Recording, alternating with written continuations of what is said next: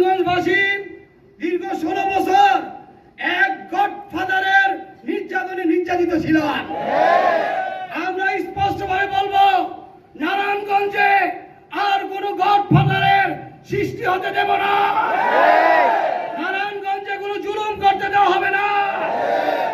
ইসলামী আন্দোলন নারায়ণগঞ্জ জেলা এবং মহানগর প্রত্যেকটা থানা গঠিত ইউনিয়ন, ওয়ার্ড, মহল্লা কমিটি গঠন হয়েছে।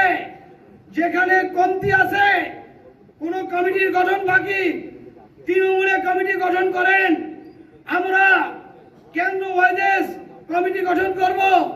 সারা জেলার মধ্যে এমন কোন ঘর থাকবে না।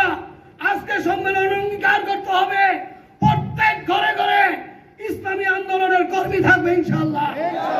প্রত্যেক মহল্লায় মহল্লায় ইসলামী আন্দোলনের দুর্গ থাকবে ইনশাআল্লাহ।